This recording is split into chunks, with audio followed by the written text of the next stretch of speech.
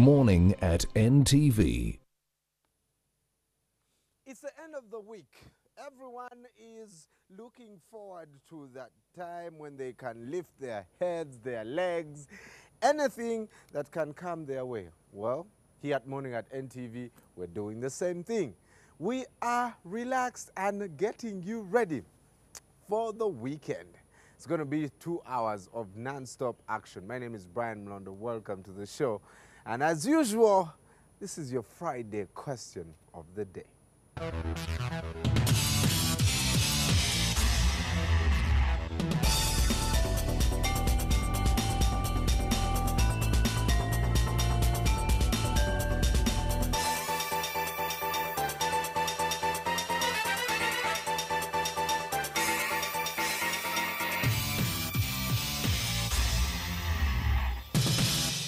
That's our Friday question of the day. The first 5 respondents will each walk away with a beautiful mug from Morning at NTV. So head over to our Facebook page, which is Morning at NTV, and you can use our Twitter, which is at Morning at NTV. It's very, very windy up here, so I advise you, if you're leaving your home, please carry a jacket or an umbrella, because it's going to rain on you. You can also use our SMS platform 6565. Now, my question: have you downloaded NTV Mobi?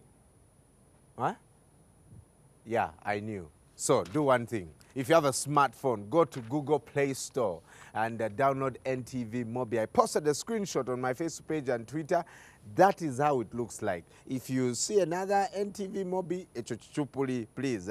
So go. Take a look at it and install it on your phone, and thereafter you can catch NTV wherever you can. We here at NTV are celebrating 100 years and of course giving back to you, our fans, people who have stood by us since we started 8 years ago. So we're giving out 100 motorcycles in 100 days, 8 gift hampers every day. And for every 15 minutes, there'll be a code that will be flashing on your screen. Just send that code to 6666. And good luck to the rest of you. When I come back, the stories that are shaping headlines. You're watching Morning at NTV with Simon Kasiate, Mabel Kebirunji, and Brian Mulondo. Once again, a very warm welcome to Morning at NTV, your Friday edition. Now, a month after a very heated debate, the NRM Special Committee appointed to review the anti-homosexuality law has finalized its report. But sources say the committee was sharply divided on whether to leave the law nullified by the Constitutional Court as it is, and one of the committee members, Dr. Chris Baryomunsi, told NTV that they were willing to table the report before the ruling NRM Party caucus after the budget process that is expected to be concluded this month. Over 200 MPs have, across the political divide, have signed to back the retabling of the anti-homosexuality law, and critics say that the president seems lukewarm on the return after buckling under pressure from donors. Solomon Seranja reports. Last month, the Constitutional Court nullified the anti-homosexuality law on grounds that Parliament passed it without quorum in violation of the rules of procedure. Although the Attorney General filed a notice to appeal the unanimous verdict of the judges, that now seems scuttled. President Yoweri Museveni summoned a meeting of the ruling National Resistance Movement Parliamentary Caucus in State House Entebbe to review the annulled law. This was after a substantial number of MPs called for return of the law. Our view is that the law should be retabled because Ugandans still want this law. The caucus named a 9-member special committee to review and harmonize the inconsistencies in the law to see whether it could be retabled in Parliament. The 9-membered committee, chaired by Vice President Edward Kiwanuka Sekandi, has MPs David Bahati, the architect of the annulled law, Stephen Tashobya, Dr. Chris Baryomunsi, and Major General Jim Muhwezi. Other members are Ministers Adolf Mwesigye, Aida Nantaba, Ruth Nankabirwa, and Fred Ruhindi. The committee was given 1 month to report back to the caucus and that time has now expired. And our report is ready. We are waiting for the leadership of the caucus to convene a caucus meeting, and then we shall be able to make a presentation. And once we are through with the national budget, then we should be able to handle that issue of the anti-homosexuality bill. Dr. Bariomusi says the new bill could be retabled in Parliament. It will go through the normal process where the bill is taken to committee, and people who are affected or who are interested in the law will still have the liberty to come and make their submissions to the committee. So amendments can still be made to the law. But sources told us that the committee was sharply divided on the recommendations. A member who declined to speak on camera said they had heated discussions, with some members suggesting that the Constitutional Court ruling should be upheld and the Penal Code Act instead be amended and given teeth, with some of the provisions in the annulled anti-homosexuality law incorporated. They cited the life imprisonment for aggravated homosexuality with minors. But some members said throwing out the law would be betrayal to the country.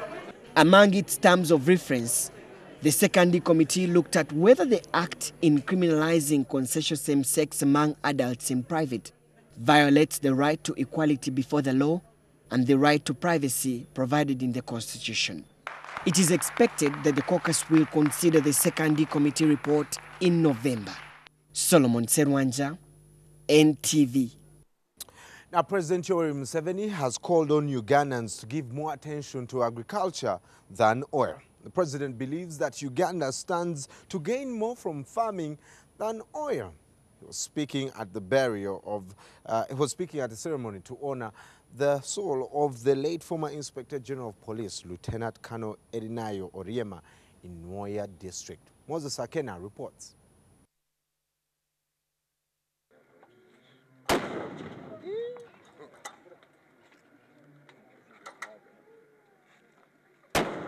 Gun salute as the remains of former Inspector General of Police, Lieutenant Colonel Erinayo Wilson Oriema, was lowered into the grave at his home in Porongo Sub-County in Nwoya District this evening.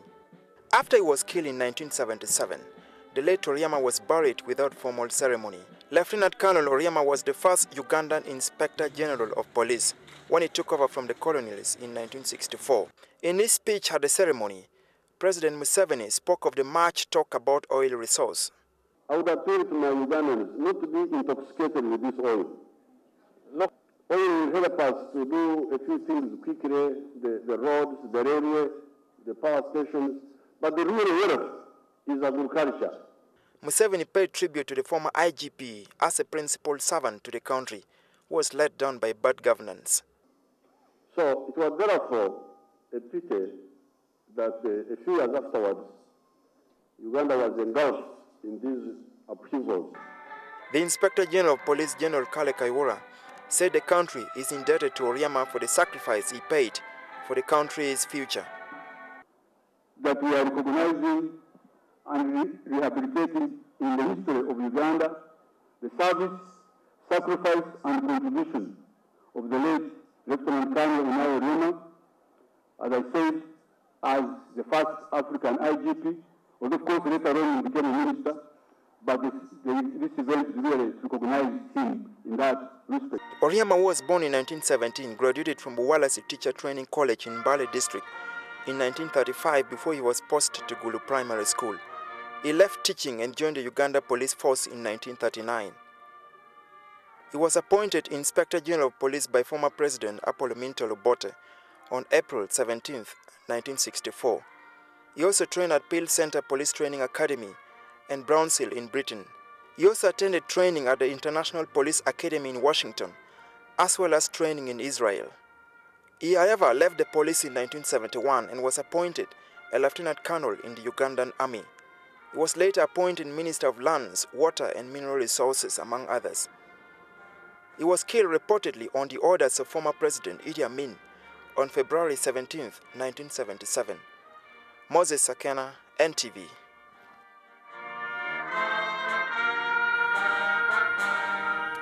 Now, in honor of the former general, the former Inspector General of Police, I suggest today, since it's a Friday, make it a point to, whenever you find a policeman, appreciate him. But don't give him a bribe. But appreciate him for the service he's giving to this country. You're watching Morning at NTV. Now on to our next story. The Select Parliamentary Committee investigating the National Social Security Fund has heard that at least 12 billion shillings spent on paying transaction fees to various firms that sealed the NSSF purchase of Umeme shares. This revelation emerged as senior officials of the Capital Markets Authority, led by the Chief Executive Officer Keith Karyegira, appeared before the committee to explain their role in the shares transaction. Jingo Francis is following the committee proceedings. The Capital Markets Authority is a semi-autonomous government body charged with regulating the financial markets in Uganda. The authority also approves offers of securities to the public, licensed financial markets professionals like brokers, investment advisors, and fund managers with the overall objective of protecting investors. Chief Executive Officer of the Capital Markets Authority, Keith Karyegira, led CMA officials to the Select Parliamentary Committee investigating NSSF. They were grilled on their role in the NSSF Umeme share purchase. It emerged that 12.4 billion shillings was spent on paying various firms that participated in the transaction. A whopping 12.428153 billion. Quoting from the Umeme prospectus issued for the initial public offer, in 2012, the transaction advisors Stanbic Bank were paid 2.4 billion shillings. The brokers African Alliance has pocketed 2.6 billion shillings, while 2.9 billion shillings was reportedly used to publicize the sale of shares in the media. 665 million shillings paid to Shunubi, Musoka and Company advocates. The 622 million shares, when you multiply by 275, I agree with you, you get 171 billion. But here, they are disclosing gross proceeds from the offer as 74. Was this full disclosure? MPs were shocked to learn that Capital Markets Authority approved a prospectus retrospectively. A prospectus is a document that provides information about a company seeking to list its shares. And your letter reaches the broker on 16th. On 16th. But already they have gone ahead. We rely on the opinion of professionals, but we still check for completeness of information provided. And I believe these professionals are here for the long term. They want to put their reputation at risk because of one transaction. The approval that CMA made was made on wrong parameters, and therefore whatever was done after that was also stood on a wrong document. By the time a company comes to us, their increase of share capital has been governed by the Companies Act and by the Register of Companies, which is totally outside the domain of CMA. The 5-member probe committee was concerned that Umeme purposely floated shares to raise money to pay off loans and not to expand or invest, as is done in most IPOs. Our experts, isn't this theft? They are getting just free money like that? That is impossible. If that happens, I mean, that's a criminal action if that happens. I really think it's not theft. By 30th June 2012, Umeme had outstanding loans amounting to 120 billion shillings. Jingo Francis, NTV, Parliament. If you're just joining us, this is Morning at NTV, your Friday edition. Dressed down, you're probably going to your office at 11 a.m. and leaving at 1 p.m. We'll follow those stories on our YouTube channel, which is NTVUganda. And, of course, you can send us an SMS 6565 in case of any clarification. Check out our website, ntv.co.ug/watch live to get more of this. And, of course, NTV Mobi is our new mobile app. Wherever you are, in the sitting room, in the taxi, in a restaurant, in the saloon, even in the toilet, you can just download it and be able to catch us wherever you are. As we celebrate 8 years, we're also giving you 100 motorbikes in 100 days. This is Morning at NTV. When we return, we'll be looking at what's making headlines in the Daily Monitor and the Observer.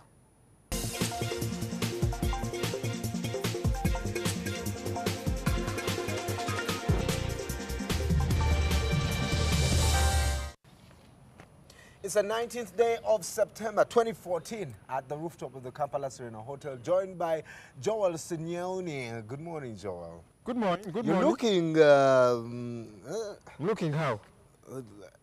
Too much swag, what? Yeah, this down a little bit. Why not? It's a Friday. They say that men that wear checkered shirts don't spend a lot of money. But do you know how much this shirt is? Do you have any... look, first take a good look. A very good look at this shirt. Look at it properly. No, actually, they spend quite a lot because you see, you can't repeat a check shirt, you know. Hey. Now, this one you can wear it tomorrow and no one would notice. Yeah. I cannot reuse this one, Asia. So I have to buy many of them. Okay. Yeah, Chindi, you've got yourself out of this one. Well, they should probably hook you up with some coffee because you look sleepy, eh? I look what? Sleepy. I guess it's a Friday. Do I? Yeah. Coffee, now that you talk about it, it should come in a bit. But, Yeah. Good Friday it is. Oh, good morning. Good morning. Good morning. Well, in the Daily Monitor this morning, welcome to the headline, I am working behind the scenes. Who is this? As president of the Forum for Democratic Change, General Mugisha Muntu. What are the possibilities that he's working on something grand? I respect this man quite a good deal. I had him on, I watched him on the spot yesterday. I watched him on the spot. I think he's a man with a very good head on his shoulders. Many people might not, quite flow with his way of doing things. He's a little bit quieter, the way he does things. He likes to, work more in the background. But you see, who says that because he's the FDC party president he should be on the streets? And I think that's why many of his party members are frustrated. They want him all over the streets, I don't know, shouting with police and that kind of thing. But he's saying, no, for me, this is not the way I do things. Right. I like to work behind the scenes. And he's moving around the country, meeting people, having town hall meetings, etc., etc. And I think it works for him. But looking at how politics is here, don't people thrive on, grandstanding and going out there in the public, eating food with the local people, some tear gas in here. And I think at the moment, General Muntu and Wafula Ogutu are the same people. You can't see them featuring anywhere. So you can easily forget that they're actually present. Isn't that something that FDC members are actually worried about? I don't know. For the most part, our politics has been tempestuous. And when you have guys who are a little bit calmer, cool-headed, why not? Because you see, to be a leader doesn't mean you have got to do everything. He is a captain of this football team, if you like. Yes. He does not have to be the striker. All he has to be is a good leader, know whom to put where, to marshal the different resources, human resources, and eventually things move. So I think people are expecting too much of him because, look, people have been on the streets again and again. What exactly does Uganda need? Is it, noise on the streets and that kind of thing? I think we need to see a shift, and he probably brings this. Well, if you look at his competition, who is the president of this country, he's able to swing between those two. He's able to go on the street, probably stop, when people stop his motor, get out, probably do a rap or something. Someone are saying now he's even opening taps all over the place. Yeah, but his ability to go down to the grassroots, because at the end of the day, the local person is the one going to give him the vote. So the president being able to reach to that person and Muntu not doing that, doesn't that still leave FDC trailing behind and maybe validating the fears of the members? Well, those members of the FDC who are making noise that their president is not out there, let them be the ones to go out there, because sometimes we expect too much of our leaders. I think this is a good man. He deserves a chance. Let's wait and see. You might actually be shocked. He says actually that those who are saying that President Museveni is going to have an overwhelming victory in 2016 will be in for a shock. So all right. Let's wait and see. You can check out what he's up to on page 5, saying, I'm building my product behind the scenes. I'm looking at a picture here. Kampala traders were protesting, people on Nasa Road, power outages and the like. I'm seeing a policeman with a belly like this. How does this guy get to do his job? This guy, for example, I'm not a very good runner, but this guy cannot chase me. How do you say? How can you? Cannot These men are get rich. yourself a copy of the Daily Okay, Mail and maybe see this. let's just show it on air right now. Take a look at this man. If we can This just guy get cannot catch a me. zoom in of this picture, because I love it. She's all standing, you know, akimbo with his. Is it a lady? It's a man. It's a man. If it's a lady, then it is worse. It's a man, but it's no, he's just on those. I think this position is called legeza. Yeah, But legeza, General Kaihura was talking about making sure that his men are lean and fit. He said that again and again. I hope. But just take a look at this police officer. He's probably thinking, I wish I could also join these guys, but some of them are equally frustrated. So what do you expect? Well, the power outages in this country, of course, are going to be a question for it. But I've stopped complaining, and I've told myself, let me do my role, pay, and when things don't match up, well, keep doing your job. I've Now, done my job. we're told Museveni confirms the appointment of Okwakola as the UNEP chairperson. She's the vice chairperson of, vice chancellor rather, of Busitema University, now replacing Fajiri Manda. Some people are saying, look, she's vice chancellor of a university. How is she going to play this role as well? But you see, the role of chairmanship of any board really is, you're not doing the day-to-day operations of a company or an organization, you know. Yours is much of the time supervisory. They meet like what, once every quarter, you know, to set targets. They don't even plan per se. They just set targets and say, you're the MD of the company, all right. By the end of the year, what you have hit 100 billion shillings. Go and see how you make that happen. You know, then they come back to evaluate. Did you actually hit it? And so maybe so that is presumably what sank Fajil Mande. He wanted to be the secretary, right? In this case, he did, yeah. So I guess. Well, the president, I'm sure, got advice before doing that. Do you remember the girl, the little girl that drowned at one of the international schools? Very, very sad story. And 2 years later, looking at how a school had no license for the swimming pool. Do you know how to swim? Yes. You see, the way I learned how to swim, there's a time I was moving, I was at one of the pools, and then I saw these kids from international schools. You know, these kids came and they were diving in, and I said, no, this is not right. This is not right. I think a man like me. After they left, there was no one on the pool. I had come with my gear. You know, I wanted to begin to learn, but I hadn't really caught up. You know, so I put on my goggles and I dived in very nicely. My friend, I drank water. In fact, it was like milk tea. You know when that water has chlorine, eh? Yeah. And my customer was like, for this policeman. But eventually I learned, you know, but of course it's very unfortunate for this young person. This is the culture we've been raising. Even, you know, I learned how to swim when I was much older. But I grew up around Macquarie University where there was a pool. But we were told, if you go and swim, you'll die. Period. If you go and swim, you'll die. You'll die. And so when you hear a story once in a year of a friend who has drowned, you're probably thinking, I'll die. But you see, someone told me there are two things, especially as a man, that you should learn. How to swim and how to ride a bike.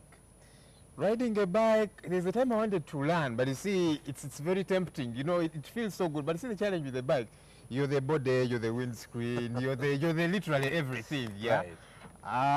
Yeah, you can learn if you want to. I look forward to learning to ride a bike, but not on these roads as they are currently. At some point in the future, on the weekends, with my wife, you know, at the back of the seat, and you know.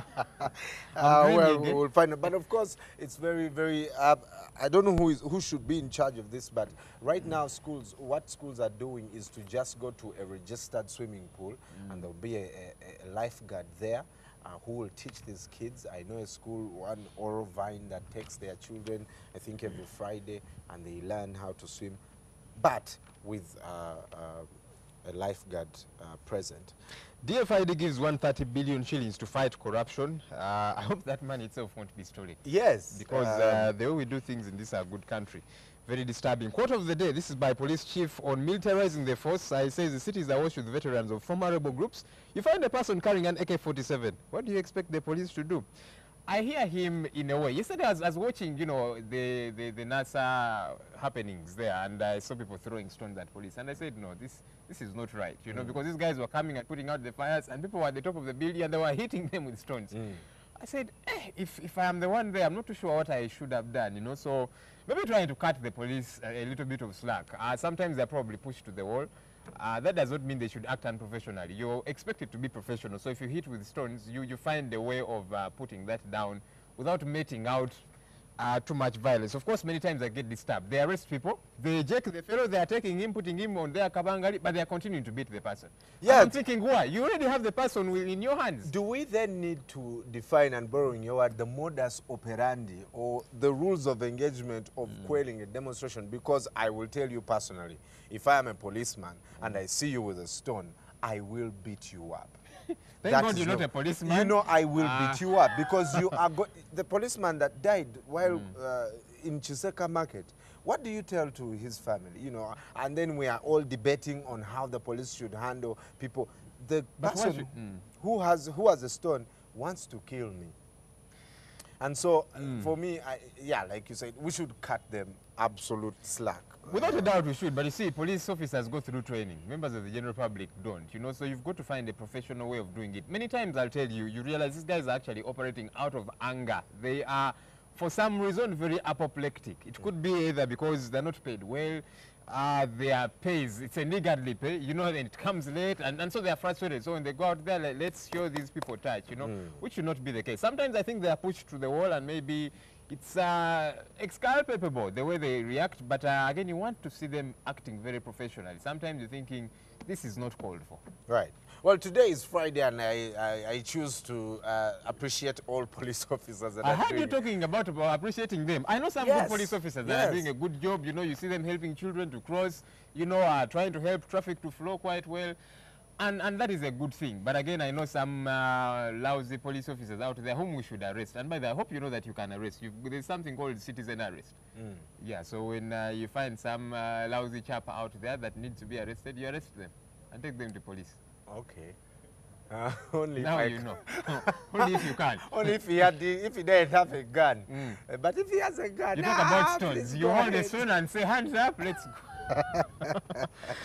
All right, somebody writes here in the opinion section of the Daily Monitor and says, science, arts debate is diversionary. Let's put logic back to all disciplines. Yesterday I was interviewing the Honorable Minister of National Guidance. I don't know what that means, but she holds the information docket as well, talking about this and looking at why they seem to be pushing a lot more for sciences. You hear them out there, but you see, we need not trample upon the artists. I think they are very relevant to this country as well. But like this person says, logic, logic, logic. It will not help you to go and do a science course, and you cannot do much about it thereafter. So, well, Joel, like I said, the world is going forward. Without a doubt. And I think it is time, especially for developing countries, to hugely invest in science. Without a doubt. I agree entirely. And, you know, I'm an artist, but largely artists have ruined countries. And whether you like it or not. Yeah, and so who makes these explosive bombs the more that are ruining countries? I know it's scientists, but you see, we could profit a lot from scientists. Just like we can profit from the reason why doctors are going to Kigali is because here we don't have the capacity to develop them. The reason why people are going away and becoming surgeons somewhere else is because Uganda cannot develop that. So if the president is diverting, and the president has never diverted from that debate, he's saying science is important. And you see, that is the problem. You know, we just keep talking about it. Sciences are important. You've just been saying our doctors are running away to Rwanda, to Kenya, to South Africa. Why? We don't value them. So it's not enough for you to say sciences are important. What are you doing to actually show that it is important? You see, you don't just say that you love your wife. You take action. You buy her flowers. I don't know, do something about it. This lip service cannot work. So let's show that we value sciences. We can't just talk. Something I want to ask you about here now. Women should be paid for domestic labor. This is according to one official. There's people moving around saying, look, you see, if your wife is going to be a stay-home mother, pay her a salary. You don't believe in this whole stay-home mother business? I don't. Why don't you? I believe that before I met you, you had your own dreams and passion. Those dreams and passion, those dreams should continue regardless of whether you're married or not. Of course, you'll sit down and think through them and talk about which one goes first. But I do not want to wake up 50 years later, because I've seen it happen. And my wife blames me for stifling her dreams. Or I blame myself for stifling her dreams. Who says that, you know, staying home and raising the next generation of this country's leaders is a mundane job, is something that it's too not small obviously. It's not obviously, but you see, if her dream is to become probably the next CEO of something, I want that dream to go on. We can agree that for the first 3 years, stay home. 5, 10, I've actually seen some that put off their careers for 10 years, and then they bounce back, Whatever rejuvenated, and whatever you do, as long as your dream still stays alive. So. The other day hosted a friend of mine, Olga Ajiri. She's been a stay-home mother. She's done an incredible job for a couple of years. She's done that, and now she's saying, all right, I've raised my children to a certain level. Now I can bounce back. You can do that. And so, yeah, but you don't tell the woman, I will provide. No, you agree, really. You agree. Because, again, I know of men who say, you sit here, you don't go anywhere. That is wrong. Sit down and agree. You're two mature people, so you should be able to do that. Before that, you'll start seeing children of different colors, and you ask yourself, well, how did it happen? Children of different colors. UID said Museveni is unfit to stand in 2016. They say he's 74, and that means by 2016 he'll be 76. Well, even the president does not know when he was born. Well, sources close to me that prefer anonymity say that the man is actually 68 years. But he's saying that he presumes to be about 70. He says he was born around 1944. He remembers he was born around the time of the Aba 70. Those were soldiers in the Second World War, and he feels that about that time. He thinks that's when he was. But you know, men, unlike women, we always want to be older than we are. So probably that's the... Not when you are looking at the presidents of this country, which has got a limit to it. Looking at the Observer this morning, top story here, Kidandala for Lord Mayor job, and you were telling me earlier that he has failed to be Deputy Lord Mayor. How can he be Lord Mayor? I was reading one of the dailies over the weekend, and Sebagala is saying that I will be next Lord Mayor. I thought, hey, this country has very many jokers. Yes. Even Sebagala wants to become Lord Mayor again. You know, but look, we are a very gullible lot. Kampalans can vote him again. Of course. They don't disappoint at times when it comes to that. You know, for me, this is where I want government to define. Should we have a Lord Mayor or not? I think the absence of a Lord Mayor does not make any difference. You think so? I think so. Because if the ED is doing... Then scrap all these other elective positions as well. Councillors can. Councillors can stay because they no, let's scrap all of them. Since we want to remove elective politics, scrap the presidency also, scrap the ministerial positions. After all, we have permanent secretaries. But, for example, the councillor, I'm sure, I don't even know the councillor in my, you know... That is your problem as a citizen. Who is the councillor? Who is your councillor? Who is your councillor? You see, I have councillors who represent me as a youth, but they do still look youthful. I have those that represent me from my home. The only councillor I know is Bernard Luigan. That's because I grew up in Mackay University. Yeah, the man has been a councillor since over when. But the absence of the Lord Mayor, if I get out of my house and I drive on a smooth road and pay whatever income tax I need to do, the traffic lights are working, there's no traffic jam, garbage is being collected, what is the Lord Mayor going to add for me? So I think for me, instead of having this debate going on and the man is in court day in, day out, and, you know, money is being wasted, let's define, does Kampala need a mayor? Who should be defining this? The president. And Parliament, actually. No, the Ugandans, for goodness sake. It is we that are being led, What are you profiting from a mayor? What will you profit from a mayor? What are you profiting from your councillors, from your members of parliament, from your president, who is also an elected person? Well, for me, as Brian Mlondo, provide an environment where I can do my work. You remember the other day one of the councillors was saying, actually, I regret being part of those that steered the whole throwing out of Lukwago. Why? This is the issue here. KCCA councillors, this is in the Observer. KCCA councillors report accuses Jennifer Mzisi of mismanagement. They feel that now that the political wing is not available, the technical wing is doing things haphazardly and so on. I don't know whether or not that is true. We need to dig further and see. Well, let me just make an open invitation to, I don't know if I should call him Lord Mayor. Who? To Elias Ukwago. Honorable Elias. He's actually still the Lord Mayor. Courts have not said he's not Lord Mayor anymore. It is government that is saying so. Okay, I just need to be careful. Let me, Mr. Elias Lukwago, Salongo Elias Lukwago, you're probably watching this show.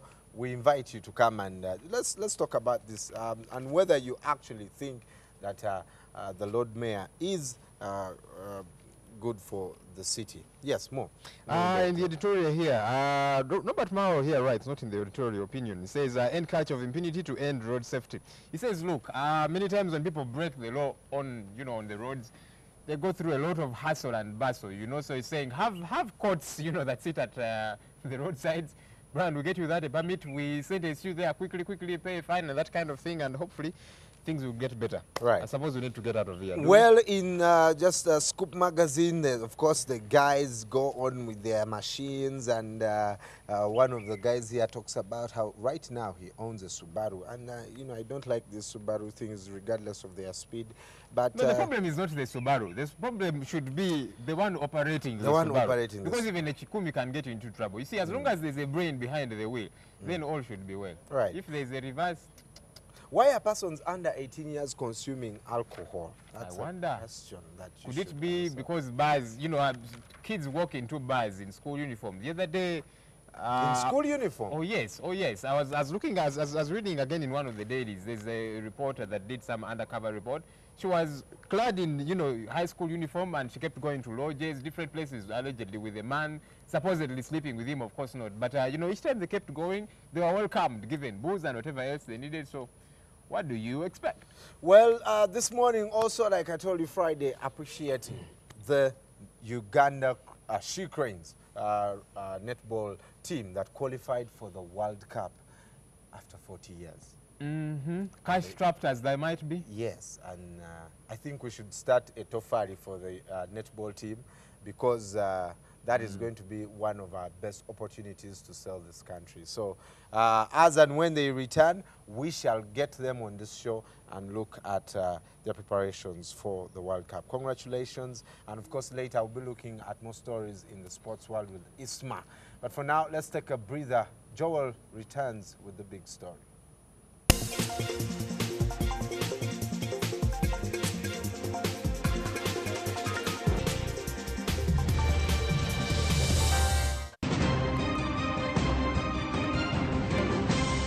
You're watching Morning at NTV with Simon Kasiate, Mabel Kebirunji, and Brian Mulondo. Babe, you are truly an angel. Aww. I love your walk, your smile, your laugh, everything. You know what else, babe? What? You smell. Oh no, I'm out of airtime. Shops are closed. I have to wait till tomorrow before I can get airtime. She'll think I was saying she smells. Get airtime instantly with your phone. What? Just use Airtel Money. Dial *185#, select buy airtime, and follow the steps. What? Sorry, babe. My line got cut. I was just saying you smell better than any flower in the world. Top up with Airtel Money and get 100% bonus airtime instantly with every top-up made. Now that's 100% extra from Airtel. Dial *185# to top up now. Airtel Money. Simple, secure, instant. Omusajja avubuka n'addamu n'avubuka wakati awo n'avubuka mwana. Obuvubuka buwanvu. Abawala bagamba tishe twagala okufumbirwa naye baggaaya abo tebali serious. Omusajja n'omukazi banabanga omuntu. Kakati awo so omusajja n'abakazi. Awuliriza. Ng'ate femero nnyingi. Onkoze bubi anti tosoma kutuuka. Soma tutuuke ku lwomukaaga tuuka. Lolo n'agamba. And he says, for that cause a man shall leave his mother and shall cleave to his wife, and they shall be one flesh. Osanze ngenda kumpeewo mulange wonna. Ntirukiya nabumpinje. Kanyumira nnyo akantu. Ne bagamba nti telex free yakutteyo n'oteekamu ssente. Era ekikyayabuwaza bano abantu n'obusente bwabwe obutono baagoba ddiiru. Bw'atuuka ku Biafra stadium waaliwo epipa n'akirinnya. N'abagamba nti nno mubadde mugaani mwagala kuwuliriza mimi hii. Education is the one. Ngogura wa. So that you can't have everything opening everywhere. So you must be careful.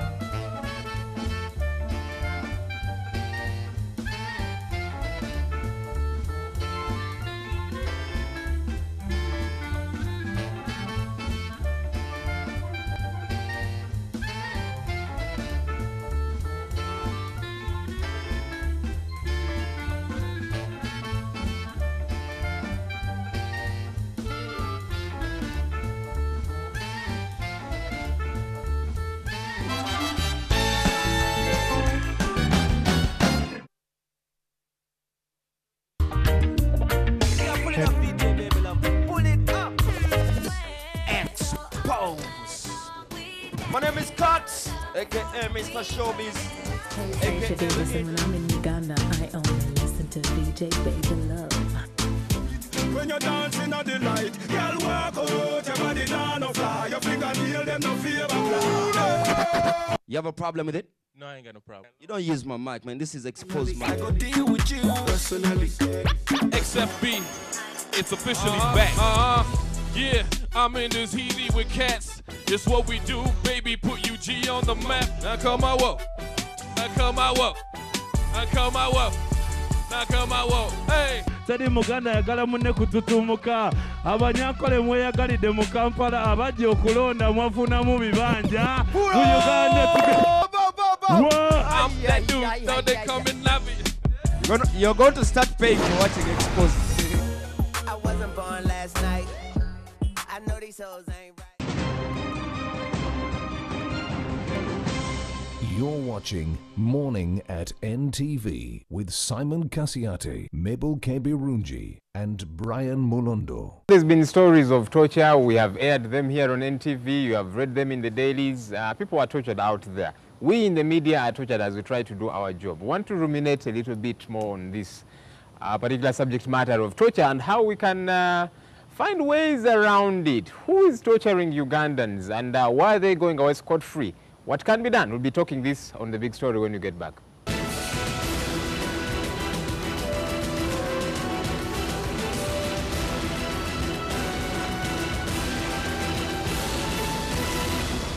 Welcome to the big story. My name is Joel Senyonyi. Joining me this morning is Samuel Habad Nsubuga. He is CEO African Center for Treatment and Rehabilitation of Torture Victims.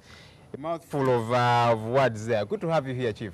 Thank you very much, Joel. We're having a banter before we came on air that I'm dressed down being a Friday. You did not get the memo but looking smart nonetheless. Thank you very much. Tell me, torture in this country, I don't know if you have statistics. How bad is the situation? I know every year we keep getting different reports. What kind of statistics do you have? How bad is it? Torture is still prevalent in this country. Sorry to say, but with time we have sensitized, especially the security agencies over the years, and the trend from last year's statistics, we can say that at least the Ugandan security agencies are actually improving on the issues. They are actually not the trend dipped. And this is because we now have an anti-torture law, which was enacted in 2012, and with this anti-torture law, individuals are liable for their actions, both security agencies and even private individuals. So we believe that with the awareness we have been carrying out over the years, people are now conscious of their actions, and from last year's statistics, at least there is a dip in the torture occurrences from both our reports and from the reports of the Uganda Human Rights Commission. I don't know if we're reading from the same script, because you talk about the reports of the Uganda Human Rights Commission. You said that you keep talking to these security agencies. Year after year, police keeps holding #1 position of torture. So what kind of sensitization are you doing to them, and are you getting through to them anyway? Yes, we are. Actually, even the police have actually even developed anti-torture guidelines. When this act was passed, the police felt it important that they set out guidelines which will catch them, so that they are not caught at the wrong side of the law. And to be honest, there has been improvement, although it may not be, the perception may still be that the police is still #1. I agree. Perpetrator of torture in the country, but there has been an improvement over the years. They are more sensitized, and we carry out awareness trainings, not only us but also our fellow partners in the coalition against torture and the Uganda Human Rights Commission. And as ACTV, we are going to get into the police training school in Kabali and Masindi, so that we get the fresh recruits before they get out into the field, to be more aware about torture, so that the perpetration of torture continues to decrease. You talk about continuing to decrease, continuing to plummet. As we wait for that to happen, what hope is there for torture victims? Because much of the time this torture is meted out against them by the police. And for that matter, they fear to actually go to police and report because they feel justice will not come through their way. And one would expect that organizations like yours should do something about this. What is happening? What are you doing? Okay, as the African Center for Treatment and Rehabilitation of Torture Victims, we treat and rehabilitate survivors of torture, and not only physical treatment but even psychological treatment. We have doctors, we have counselors, we have physiotherapists, we have psychologists. We even provide legal advice, because what happens is that after the treatment, these survivors of torture are supposed to be compensated. So we provide legal advice, and they go through the other different legal regimes like the Uganda Human Rights Commission to get compensation. Do you think the average Ugandan knows what their rights are? Because you say you sensitize the security operatives, and hopefully they do a good job. We are yet to see that happening. But the general Ugandan, as far as what are my rights, how should police arrest me, for example? What treatment is expected? How should they, go about with all these details? I agree there is still a lot of work to do in the awareness. And in addition to sensitizing the security agencies, we are also sensitizing. We have what they call community dialogues. We go out there, the communities, because not only the security agencies should be accountable for their actions, even the private individuals. We also go out to the media. We try to sensitize the media things about torture so that they can report about torture, and the general public gets to know. So I agree that the outreach campaign is so vast, because you would want these issues to be known in every nook and cranny of Uganda.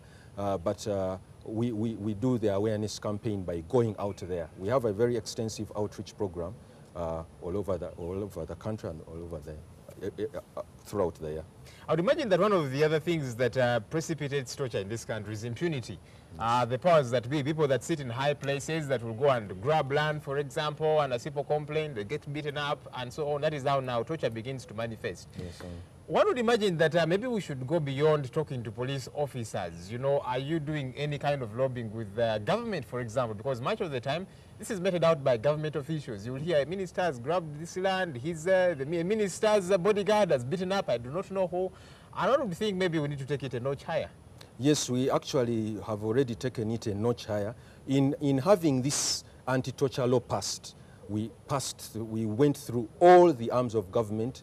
The executive was, at the end of the day, aware of it. The parliament, which passes it, were aware of. So we sensitized all the stakeholders from top to bottom about these issues of torture. So they are aware, even though they are aware that if they perpetrate torture, they will be answerable. Because it's not only the person who perpetrates torture, but even the person who orders the perpetration, who is liable for his or her actions. And that is clearly spelled out in the Act.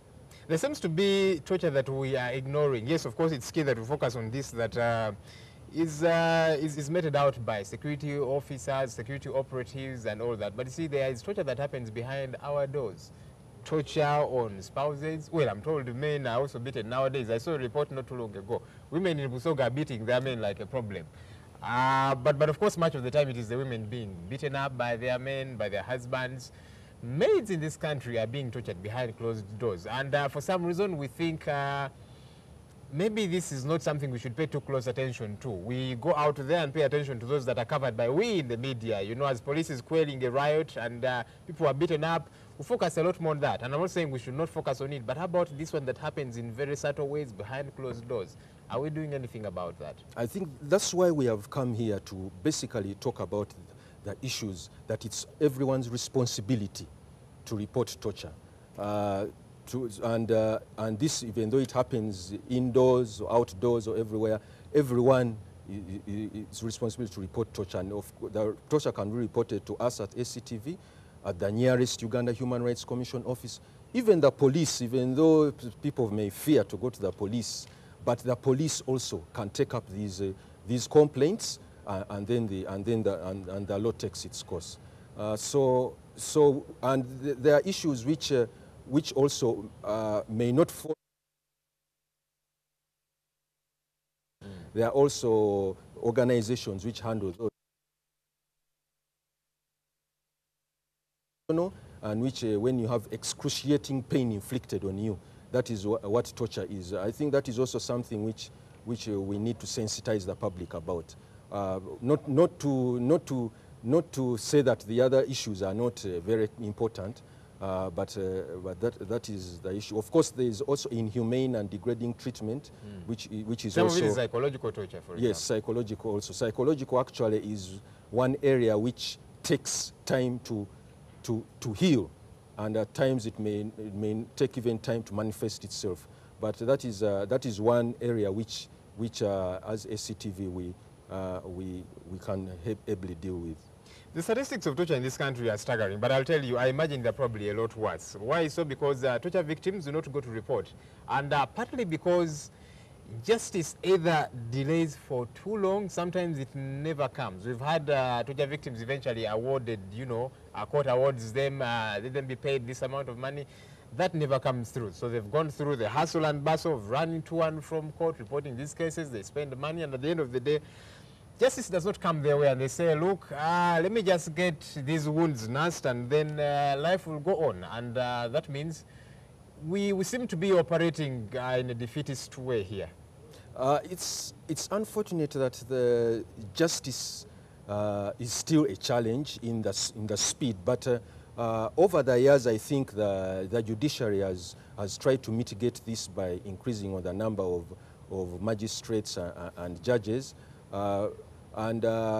It's an issue which we are very aware of, and in addition to that, we have been sensitizing. We started sensitizing also the magistrates and all that, so that they can also apply the anti-torture law, and hopefully, and we have plans also to go to the DPP's office, the resident state attorneys, and even the judges at some point to work with the Judicial Training Institute to make sure that these issues come out clearly, and so that justice is given to the survivors of torture.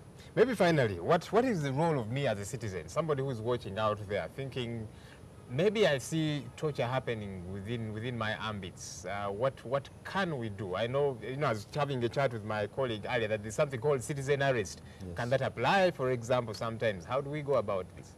Yes, you can actually, citizens are actually allowed to arrest and take suspects to the nearest police station. Citizens are allowed now, in this case, the African Center for Treatment and Rehabilitation of Torture Victims. We have a center in Kamwocha, Kampala, and we also have a center in Gulu Laibi Division. If there is a treatment, you believe that's an alleged torture victim, survivor, you take that person to those centers for treatment. Then when it comes to compensation, the nearest Uganda Human Rights Commission office can also assist in that area. But the ACTV can guide in that, since we provide legal advice. But I still would like to put it across to citizens that the nearest police station, the police is aware about this law, so they would assist. Of course, there are still bad apples in the police, as there are bad apples in every part of the society, but they can still assist in making sure that justice is delivered to the survivor of torture. Samuel Haban Nsuvugasi of ACTV, pleasure having you here this morning. Thank you very much, Joel. My opinion is coming up shortly.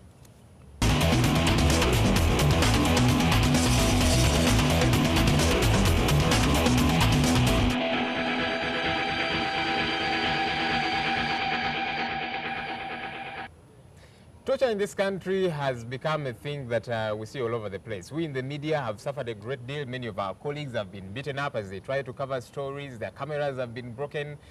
And it's a lot bigger. People are beaten up in their homes. People, you know, experience torture as they go about their business. The police time and again has been rated #1 by Human Rights Commission and a number of other researchers in as far as torture is concerned. what can we do? For starters, I think we need to be cognizant of the fact that we are all equal. You know, we are all relevant in this country, and so it is not a good thing that because you wield authority, that because you've got arsenal, that you've got weapons with you, that you mete out torture. I think we need to be respectful of everybody, respectful of everybody's rights. And again, I need to call on the citizens too. I was talking about, you know, the riots that I saw on Nasa Road, and I saw people throwing stones at police officers that were trying to, you know, put out the fires, and I thought that is not right. So from whichever point it is that you stand, torture is not a good thing, and we need to see how we slowly but surely extricate ourselves from it. That's the big story for this morning. Thanks a bunch for joining us. Morning at NTV continues shortly. So long. You're watching Morning at NTV with Simon Kasiate, Mabel Kebirunji, and Brian Mulondo.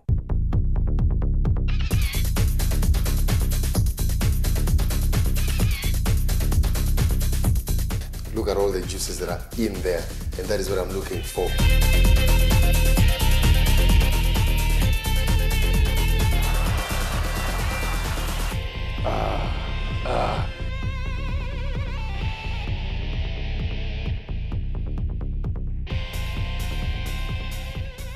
My goodness, look at that.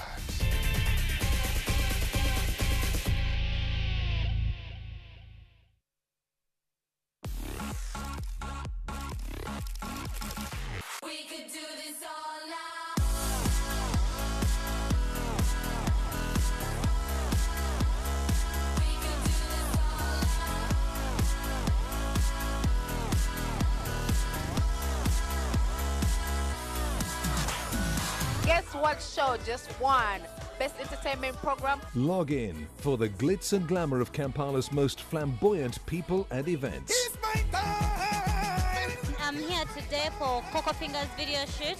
Big up NTV, thanks for the support.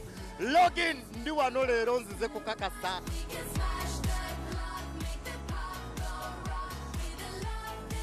You're Golfy and you're watching Login. Don't touch that dial, you know what I'm saying. It's login. We could do this all night. We could do this all night. 20 entrepreneurs. 20 companies compete to get the funding. From different skills and experience with different ideas. Who will it be? On Kickstart, proudly presented by Now Breweries. Coming soon on NTV.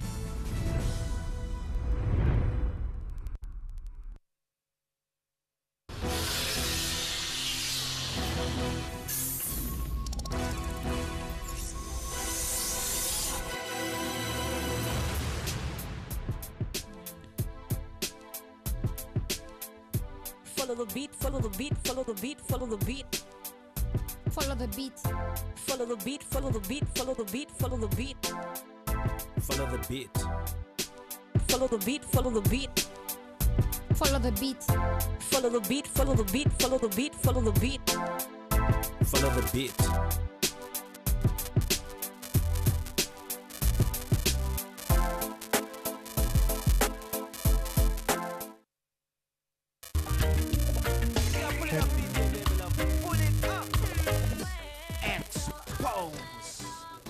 My name is Cox, aka Mr. Showbiz.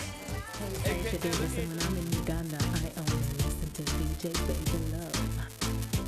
When you're dancing at the light, girl walk out, your body down no fly, your fingernail them no fear fly. You have a problem with it? No, I ain't got no problem. You don't use my mic, man. This is exposed mic. I go deal with you personally. Except B, it's officially back. Yeah, I'm in this healy with cats. It's what we do, baby, put UG on the map. Now come my walk. Now come my walk. Now come my walk. Now come my walk. Hey. Teri Muganda yagala munne kututumuka. Abanyakole mweyagalidde mu Kampala abajja okulonda mwafunamu bibanja. Ku Uganda I'm that dude, now they coming like. You're going to start paying for watching Exposed. I wasn't born last night. I know these hoes ain't right. We transact every day, and for centuries, currencies have changed hands. Business is a must, and that is why Money Matters makes it a must to talk business. The biggest market out in Uganda because of East African connections and business. From farming to business training, we give you all the angles. When you're harvesting, that one is the most important part, which we have to be there. We'll bring you all the details that doing business has to offer. Thoughts of the business leaders in the market. The airline industry doesn't operate like any other industry, where you go in and buy a shirt and this shirt is 20 shillings today, it will be 20 shillings tomorrow, 20 shillings. The analysis of the costs and the income in the industries. From wherever we are, we talk business, and at Money Matters, where money indeed matters. Business is a must. So, don't miss talking business with us every Thursday only on NTV.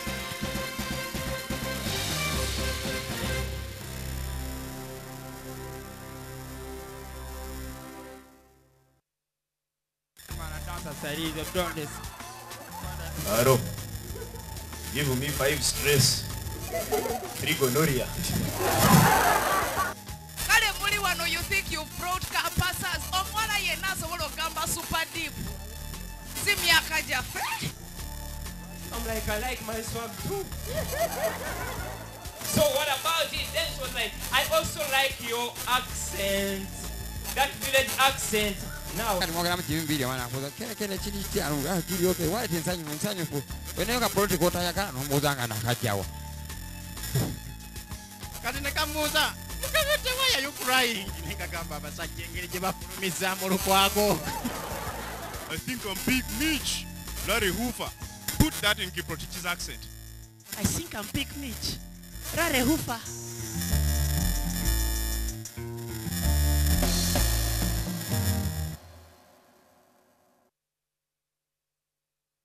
On the next episode, brought to you by At Orange, we know you want to do more on the internet. That's why we bring you happy hour day and night. Do you really think I need any help from you in any way, Daddy? Oh, darling. You should start finding allies instead of enemies. Look, Rose, I'm really glad that you listened to my advice. Okay, right, you may go. Go! Excuse me. Ah! I'm going to kill Rose. I'll make her life miserable. I'll ruin her.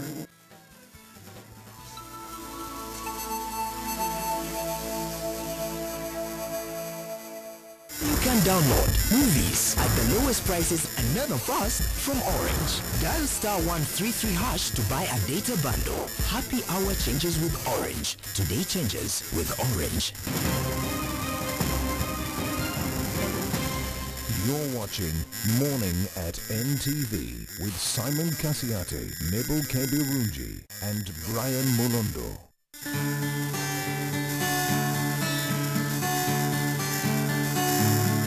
Now it's hard to describe what my life is to be to someone who's always been able to see. So I wasn't unhappy or bitter that way, but everything's changed since I met him that day. I was down by the corner, just passing the time, sitting in the sunlight and feeling it shine, when the sounds of a crowd began to grow in my ear. So I waited and I listened, and I heard them draw near. Then a man stepped out to me and spat on the ground. He put the mud on my eyes and smeared it around. Sent me on to Siloam to wash off the clay. I opened my eyes and I looked at the day.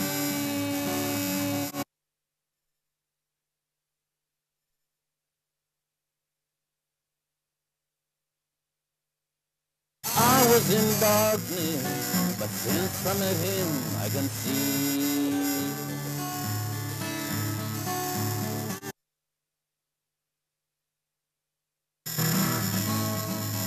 When the Pharisees heard it, they put me on them a while, and when at the end, I defended the man who had opened my eyes, so the trouble began. As I said, ever since the beginning of of time. No one's opened the eyes of someone born blind. This man sent from God, he just can't be denied. And they cussed me and grabbed me and threw me outside. I really don't know how he found me, but I know who was talking to me. By the sound of his voice, he was the reason I seen. And as soon as he spoke to me, I couldn't hide the emotion that rolled up from deep down inside, and combined with a dream that he made to come true. The new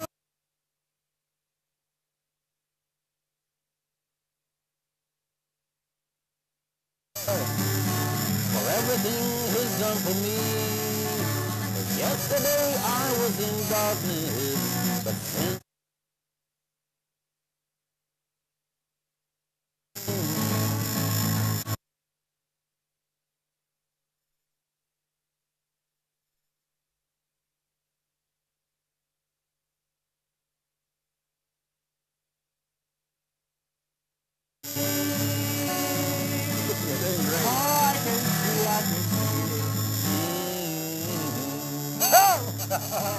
This is the definition of a Friday.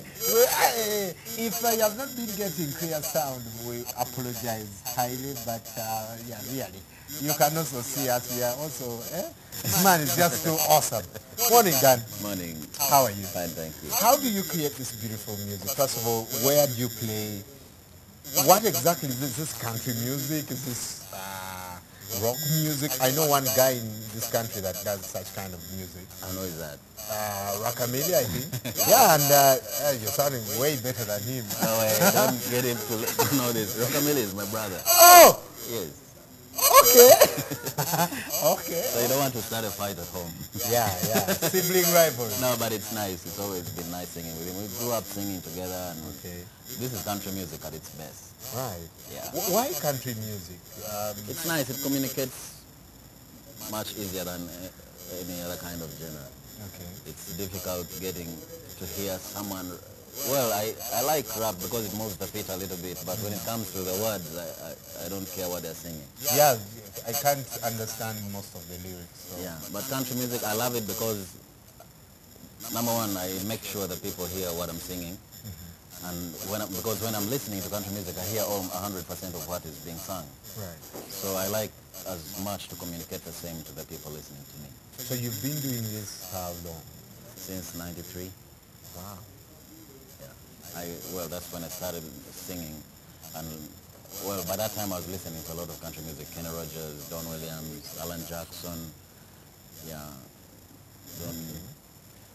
and it's been quite interesting over the years because a lot has changed. Even country music itself has changed. Those days you would only listen to the lullabies of Don Williams and Kenny Rogers. They were the main guys mostly during that time. Now it's been mixed a little bit with the rock, so you get a better touch of the guitar, and even the vocalists are great. Right. Have you produced your own music? Well, not really. I mainly do singing. If I have a right song, we just write them and play them and record them at home, but not for public consumption. I prefer my fans, or whatever you can call them, to come and hear me live. The moment they buy the music, they will never come for the show. So if you want to hear me sing, come and watch me live. Well, if you're just joining us, I'm with Daniel, the lead vocalist and guitarist of the Freedom Band. And he's here with us this morning, and he's part of the awesome buffet we have for you this morning on a Friday. Where does the Freedom Band play? The Freedom Band plays, well, we play in several places. One of the major events that Freedom Band does is the Freedom Band Family Music Festival. It's an event that takes place 3 times a year during school holidays. Okay. So we make sure it's a family event where parents come along with their children, instead of the children sneaking out of home to come and attend the show only to find their parents have also sneaked out of home to come and watch the show without their parents. So it's a family get-together. Different families come.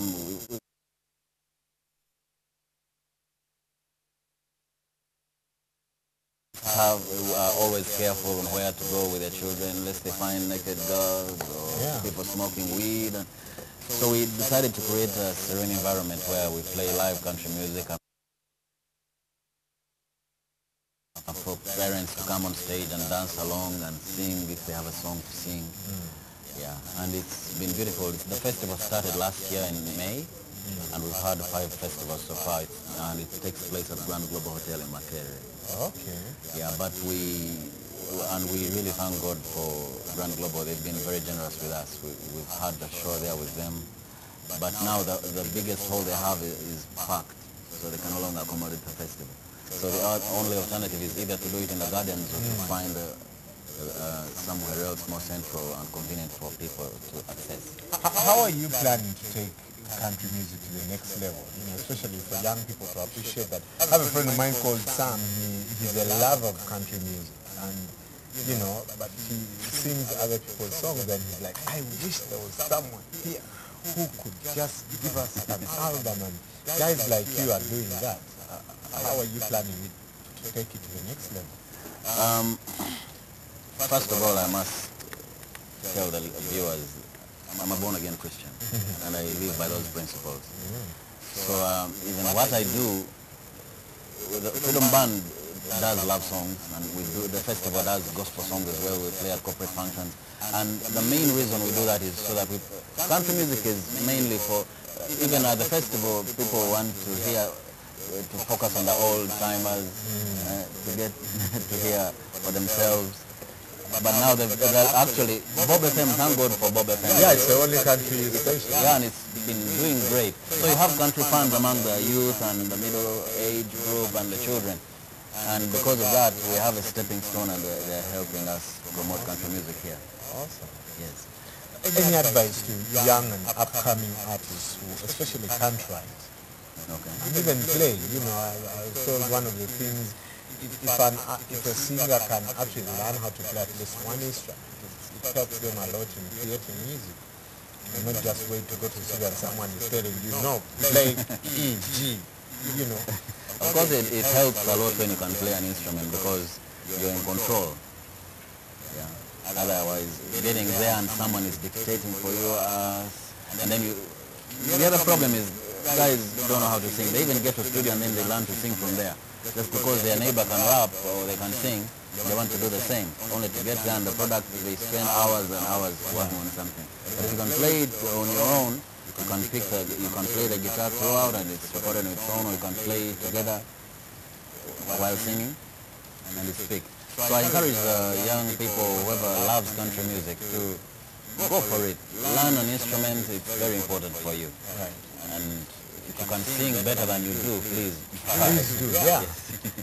Dan, always a pleasure, man. Thank you so much for joining us. Regards to your family, country music. Dan is the lead vocalist and guitarist of the Freedom Band. You guys do amazing country music. And next time I'll host your brother. Maybe you host both of you. And you just rock it out here. I'll be wearing some country, stuff. And, do you play an instrument?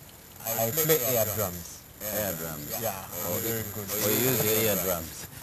I can just have a real concert in the air, so yeah, you probably teach us how to. So that's how I started. Before I started playing guitar, we could get a broom, and we used to live in a flat, so we go to the rooftop and just get the broom and just get the broom. And rock it out. Alright, Friday today we are so jam-packed.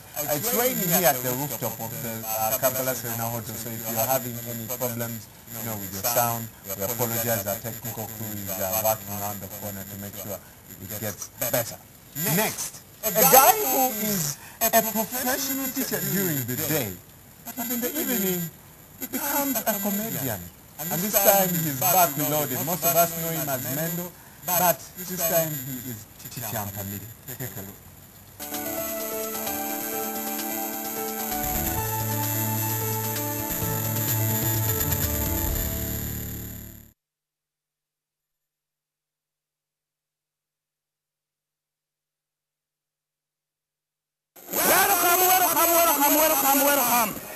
Welcome, ladies and gentlemen. I'm very happy. Welcome. I first of all apologize for arriving late. Because I was marking your exams. Exams. I was marking your exams. However, tell your neighbor, however, those who have not yet handed in their books, you are going to be punished. Melinda, I have not seen your book. Jeffrey's Saroon, you have to report to the officer, to the office of the boss and the others. How are you today? How are you? My name is teacher Mpamire. Teacher Mpamire. Today's topic here, we are going to look about what we call the iron of life. Iron of what? Iron of life. Tell your neighbor, iron of life. Iron of life. This is the iron of what? Iron of life. Life. I'm first of all very happy that we are still living in this world. That is very important and you should clap for that. Life is very important that without life you would be dead. You would be the what? Life is living is very important, but life is very important. Important what? Important. As life has become more important, it has also become ironical. Everyone is going back to his days. Everyone is going back to his days. Like St. Nicholas, who said after the Congress system that things are going back to the old days where Jesus will be for us all. For us all. For us all. Everyone doesn't wish the other success. What went wrong? Ask the neighbor, what went wrong? What went wrong? What went wrong? Lawyers are praying that we get into trouble. Because without trouble, without law, teachers are praying that we are born stupid. Because without our stupidity, without it, it is only one person, one poverty, who is wishing us prosperity, and that person is a thief. What went wrong? What went wrong?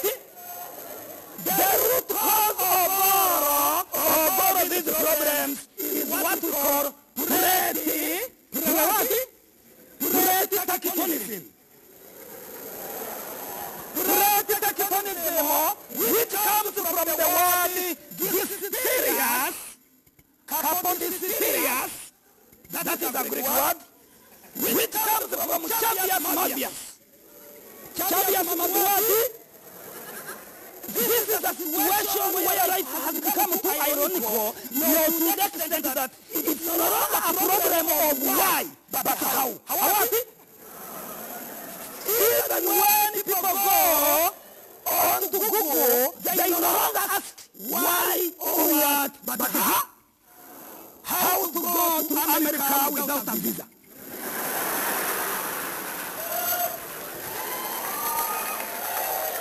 How together? How to make the president of Uganda corrupt? Are we together? How to get a white woman without putting their money? Are we together? It is the question of how. That's the reason why, as a teacher, I'm telling you that the root cause of all these problems is what we call colonialism. If we are not colonized, we would have been better. Clap for that. It becomes colonialistic in the sense that even when you go to outside countries and you try to talk to a white man, don't waste your time just to say, yeah. Repeat after me. If someone tries to say, just say, I'm telling you the truth I say. I made the decision called desire. If you want to suffer in Kampala, become a Romine, especially if you are fighting for that today, are we together? Are we together? Are we together? Are we together? I told you, I met a physician called Rosetta Dida. She was at the just with the teeth in her hair.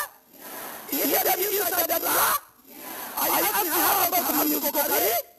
She told me she started singing in the school choir. Later she joined the church choir. After she got her voice was free, then she fell in love with the star. Come together.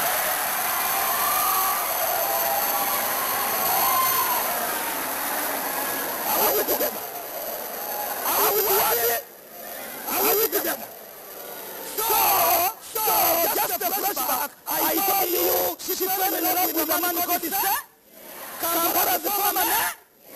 He came to me. I don't even know what to do. Are we together? Are we together? We say he cared for her like a baby. Who the one of them was a black? So, what I did, I went and asked the doctor, what did you want from the man? She shouted at me, now I want to go. I want to know what the hell you are. Thank you very much.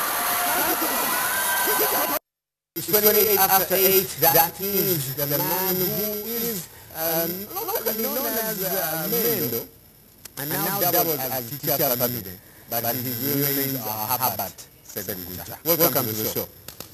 Morning. You are a teacher by profession.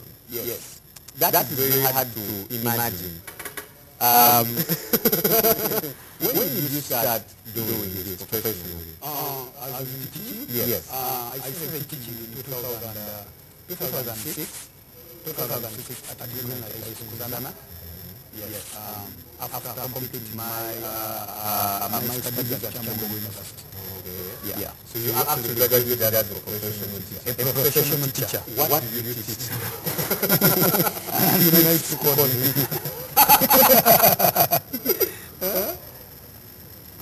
Now, I'm a teacher who specializes in history and geography. But due to things concerning natural calamities, I was forced to drop one subject and I entirely went to history. So I teach all papers of history at Standard High School, Zana, Devil Road. Okay. Yes. Actually, they call me Judge of history. Teaching, you are very good at being one of your classes. And you are actually a very, very good teacher. I remember all the stuff that I know that. You have traditionally been known as Museveni. The comedian. The comedian. Yes. Yeah? And you revolutionized that character. Added twists and many people tried to do it before then. And now you are breaking into something different. Something that you do, I guess it's related now, it's very fast. Why the shift? Why this now you want to do two characters? Geographically we can call that shifting cultivation. But it's not shifting cultivation. Rather, I wanted to give my fans a balanced diet of comedy. That if you watch this, you can well watch this. Actually, it's not shifting because many people might think that I shifted from doing the acts of the president and I went to another act. That is not true. The truth is I wanted to give a variety because a comedian is a person who is capable of producing a variety of what God gave him to the audience. And the audience will not discover you. It's you to discover yourself, and then you offer them what you have. So I decided to see whatever I can do. But all comes from the talent that God gave me, that is doing comic impressions. From childhood I had the love for imitating people, mimicking people, in a good way, not bad ways. But of course, during childhood you could start by acting to your teachers, at times you could be punished. But after a time, I started on imitating people, and I got the passion. That's why most of all my acts, maybe just all my acts, 96% are based on comic impression of different. I've seen you do Ola or two. Yes. the president, now Champion, who incidentally you were in the same school with him. That is the little thing I told you that my communications are based on personalities. And the first thing about those personalities is the love I have for them. To imitate you, I must have I must be interested in you. That doesn't mean that I'm not interested in the others that do not imitate. It's only that imitation also takes time. You have to learn a person. For example, I give you the character of the president. When I was imitating the president, from childhood I had the love for this dude, man. You know, he's funny, he has got that sense of humor everyone would like to have or to see. That's the reason why even when in Parliament addressing his state of the nation, even the opposition ended up laughing, you know. So from there I got a feeling that really I can do this guy, I can try him. I started with the voice. I didn't consider my side, but I said, maybe just go for that. And did it successfully. And successfully I've done it. Then to a man called Mr. Afampamere. Afampamere is a teacher at Standard High School, Zana.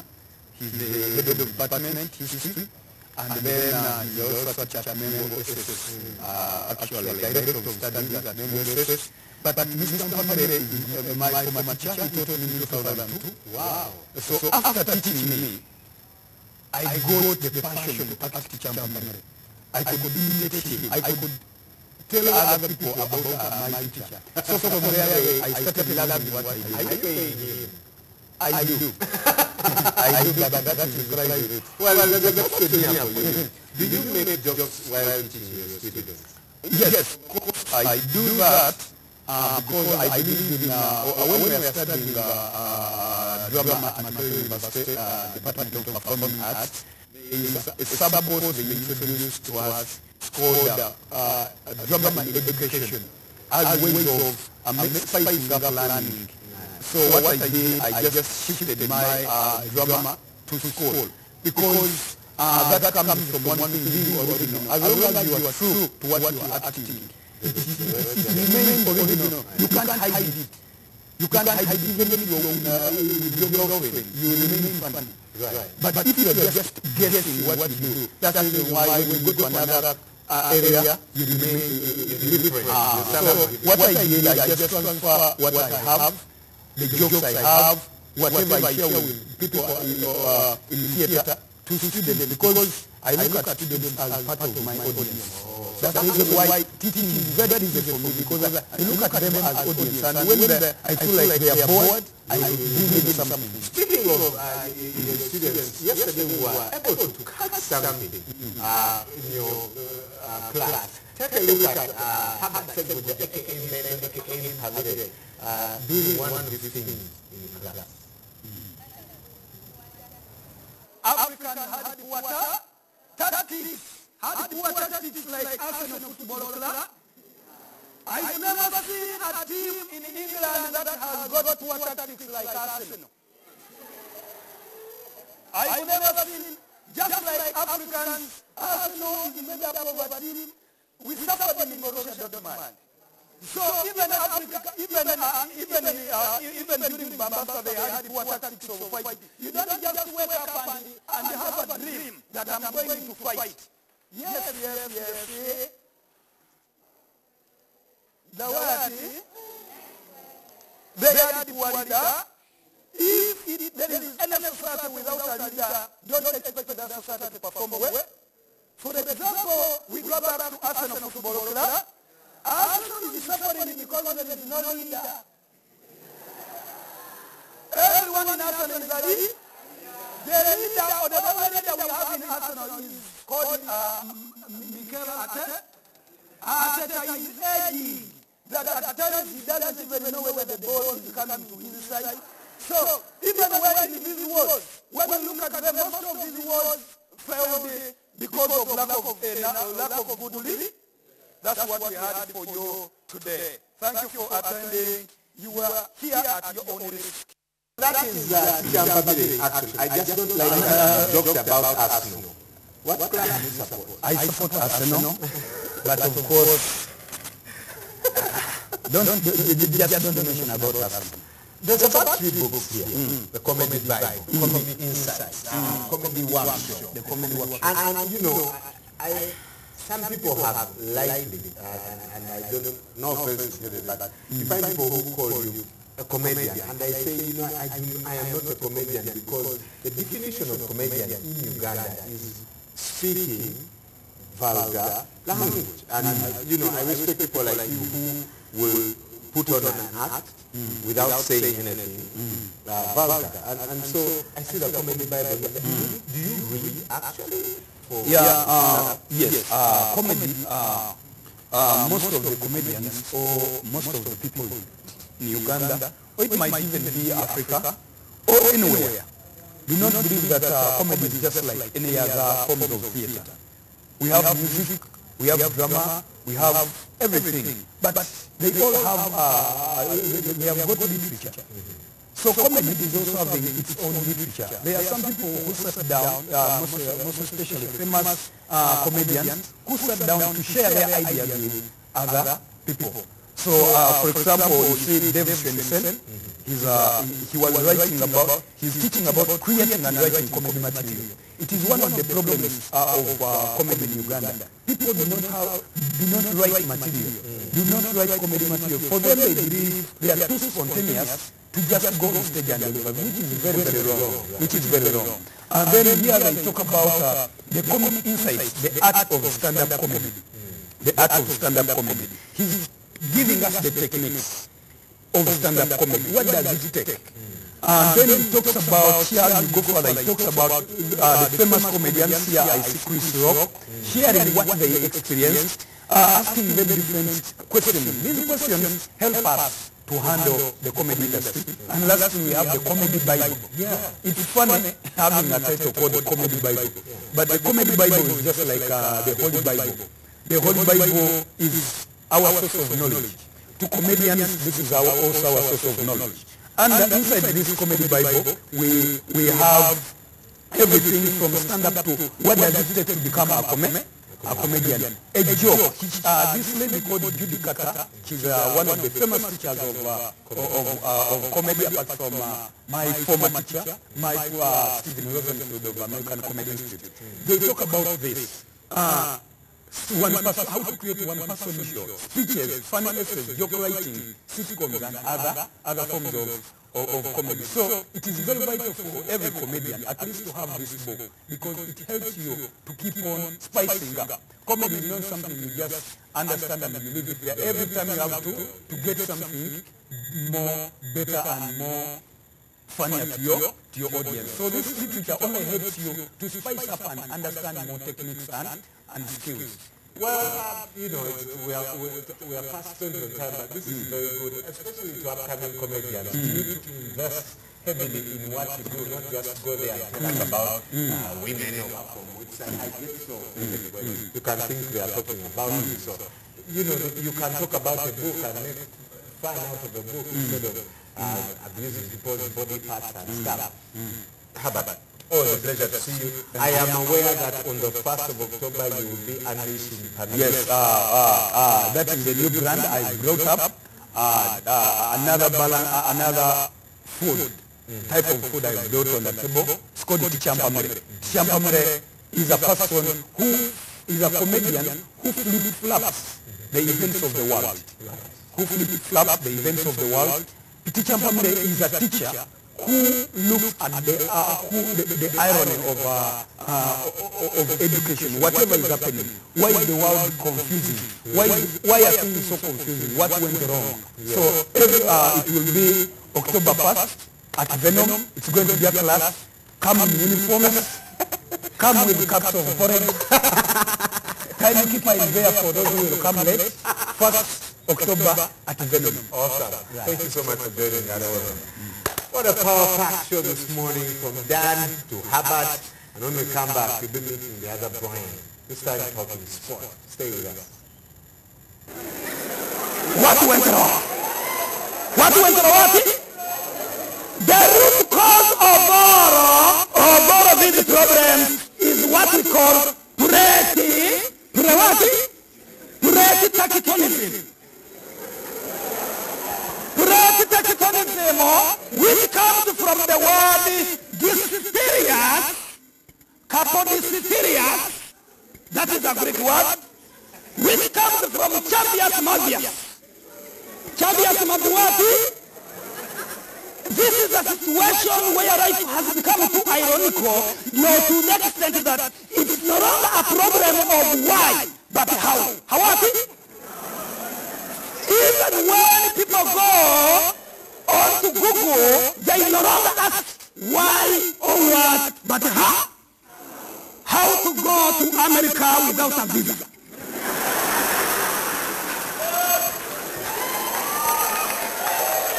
Are we together? How to make the president of Uganda corrupt?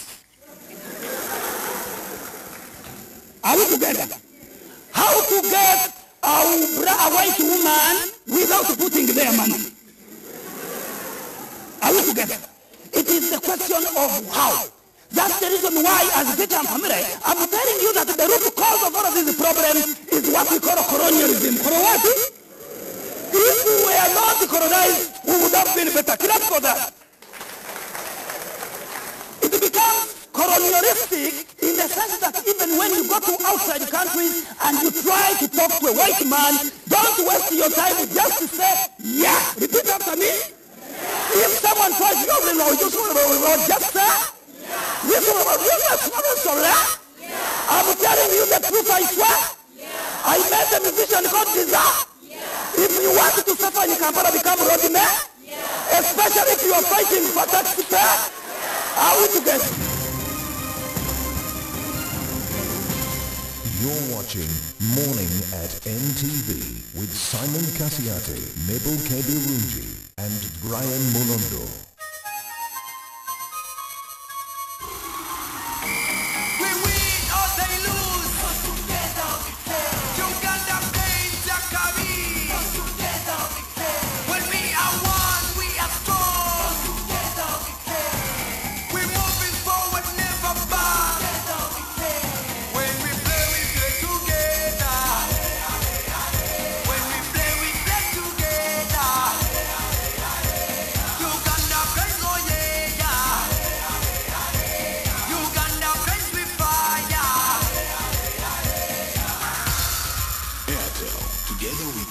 The official sponsor of the Uganda Cranes football team. On the next episode, brought to you by At Orange, we know you want to do more on the internet. That's why we bring you happy hour day and night. On the next episode of Tuwaye. Mpulira nti otuukako n'okubeera omu ku baddukanya essomero ate ng'oli muyizi. Kati waliwo munnange omu yayogerako n'omusomesa omu nti nze nina ssente ne banzisa mu kafubo. Studenti ne banzisa mu kafubo. Nebanga nti kati omanyi twagala tufune wetupangisa naye tetulina ssente. Nga nze nzijanamu emitwalo nga 8. Kandi kati awo tutambula tuweeko 6. Kubanga ekisooka na banka kasa nti ndi kitundu ku mulimu nga director. Ekyokubiri director student oyo mukulu Mike Kironde nanyine kutandika Janan Schools mu Uganda. Kulomukaaga luno essaawa 4 ekiro programu eri emujoyina okulaba Tuwaye. Nja kubeera naye tomusubwa.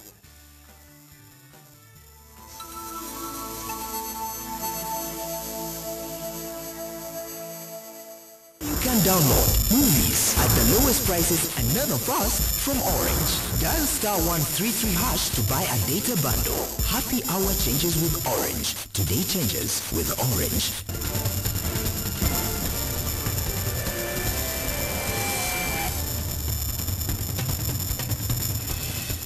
On to 9. Thank you so much for staying with us up to this time this morning at NTV. Follow us on our Facebook page and of course Twitter, and you can SMS 6565. Download NTV Mobi and experience NTV wherever you are. In the salon, in the stadium, in the restaurant, even when you're doing a number 2, you can follow Sports Bar. Yeah? NTV Mobi. NTV Mobi? What? Mobi what? Yeah, brilliant. Celebrating 8 years here at NTV, and we're rewarding you with 100 motorcycles in 100 days. every 15 minutes, you'll be seeing a Man, I code saw flash. Dan called the bike. Looks nice. Why did you ride the bike? Oh, donkey. Should be a boda guy. You look beautiful on the bike. Yeah, so 100 bikes. These bikes are awesome and they look beautiful. Beautiful. Well, Brian, good morning. Morning. I want to start. Today the Uganda Premier League is starting. What is going to be the major talking point? If you ask me, of course, the major talking point should be who's going to, probably the favorites, who do you expect maybe to be the dark horses, who is a candidate for relegation.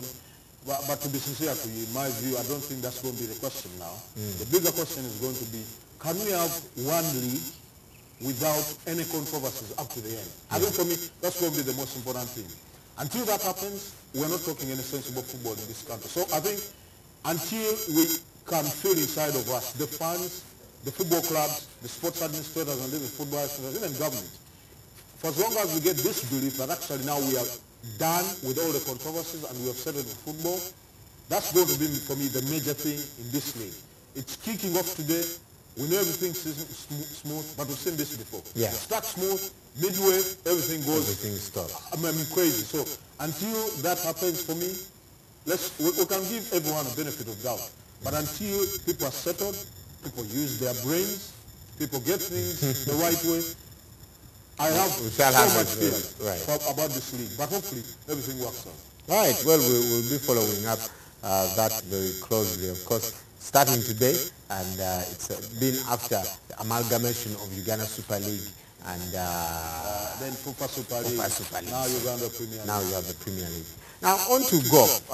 Do you think recalling Willie Chitata was inevitable for the President's Cup? Absolutely. I think Willie Chitata would have been part of the Ugandan team that played in the East African Golf Challenge, the Heineken.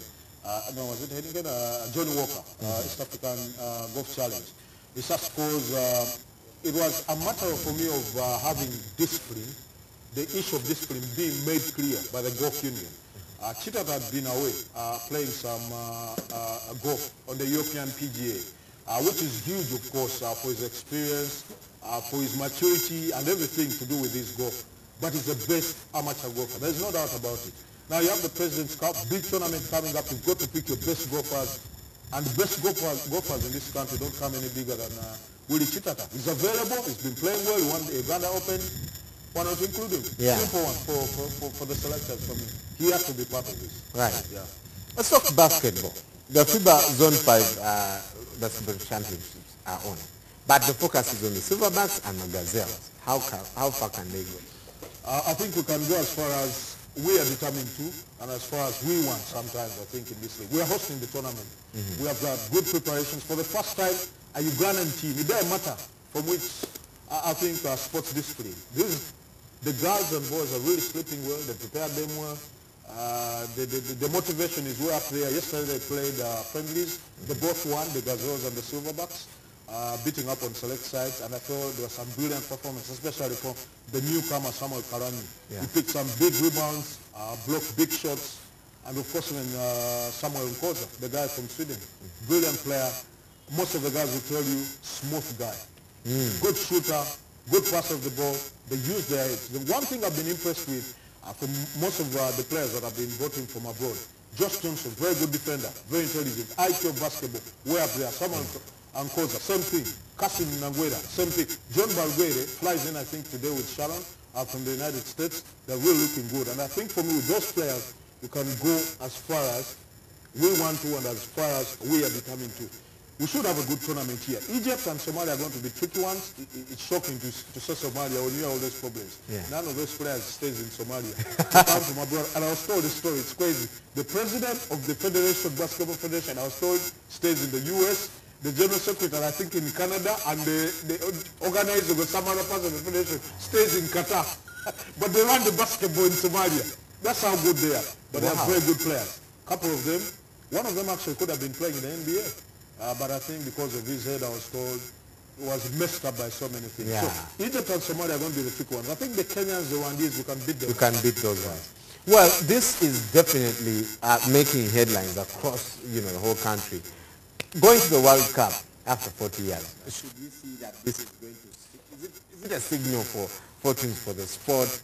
And what do you see, you know, I think ahead of the World Cup? For the sport, yes, because they've really fought for themselves, I would love to believe.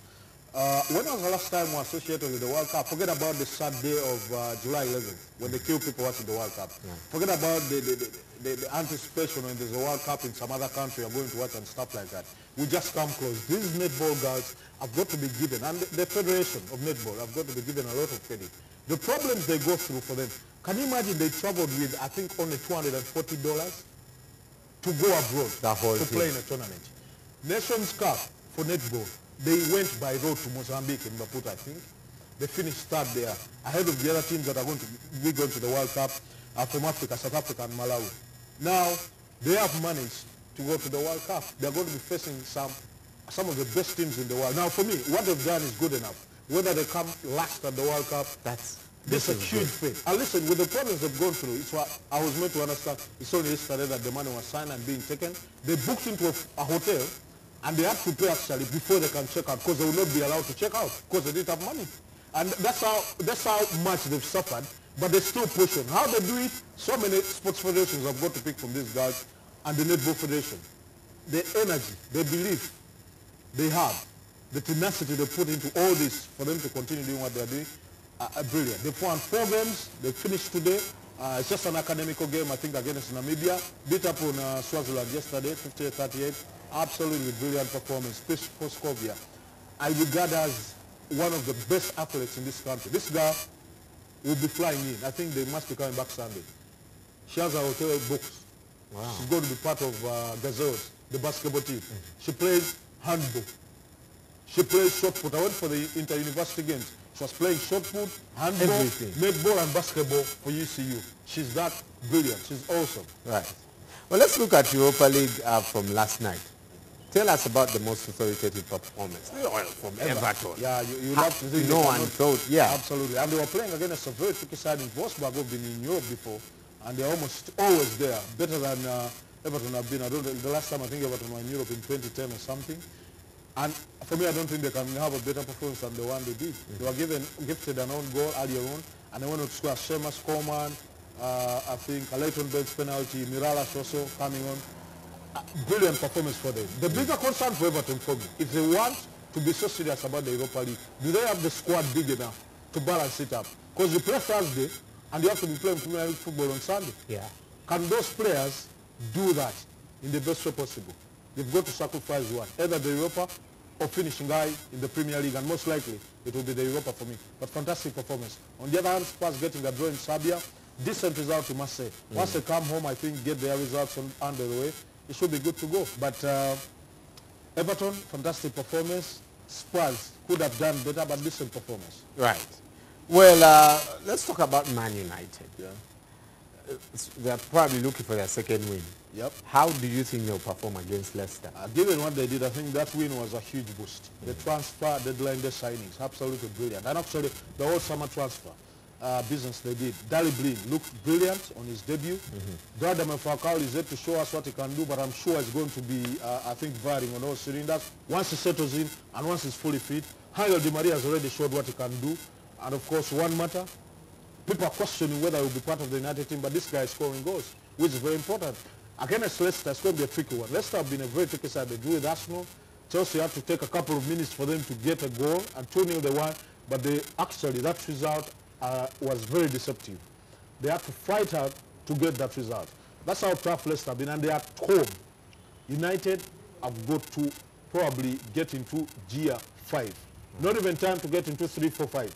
But they've got to get straight away into Gear 5 if they're going to pick a result at Leicester. It's going to be a tough one. The good thing about this game, Leicester are willing to play. Can they match the United attack that is at the disposal? Robin Van Persie, Wayne Rooney, Radamel Falcao, Angel Di Maria, one matter. It could be tough for Leicester. It's going to be a tough one, but I see United scoring more goals and winning again. Right. Well, over the weekend, we'll also have Deportivo La Coruña against Real Madrid, and Bayern against Dortmund, and of course, Juventus against Bayern actually play, Milan. Bayern play Hamburg, who are struggling. They haven't won a game in the Bundesliga. Should be an easy one. Dortmund take on Mainz. Yeah. So if you look at both sides, the question should be maybe who's playing a smaller or an easier team to beat. And in this case, should be Hamba, because I think Mines have started in 7th. Dortmund have got a couple of injury problems, but they managed to beat up on Arsenal with those problems. How about Mines? Should be an easy one. Right. Of course, Deportivo take on Real Madrid. They've played 3 games in the La Liga, only won 1, and they've dropped 2, actually beaten twice. But Atletico and Real Sociedad, one of those, they were 2-0 up. Sociedad picked them back. Tough one for them. Real Madrid are struggling, but they won in midweek. They need to balance up that team. They are really struggling in the middle. They need an anchorman in the middle to protect the back 4. Without that, Deportivo are going to be a tough one again for them. Right. At 1:30 p.m., Isma, Lumansi, and Alan will be here. And of course, you can catch Brian on Monday from Sports Bar at Club Silk with Patrick and Aisha. This Friday, check out your African proverb.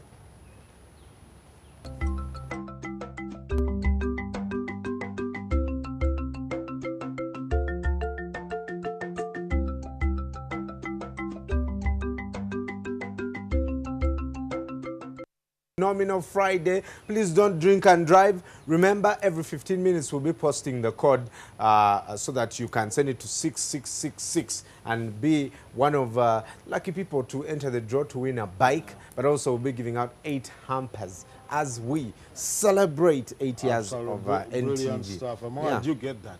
Yeah. I mean, beat that. Bikes, hampers, whatever it is. You're going to enjoy weekends, man.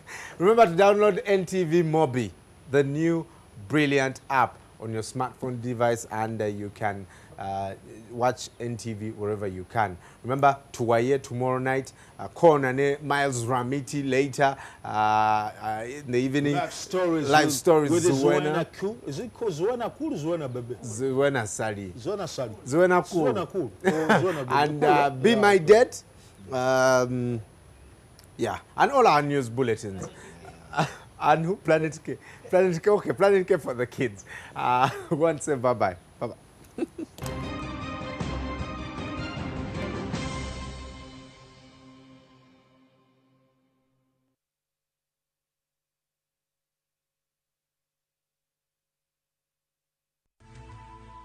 NTV, turning on your world.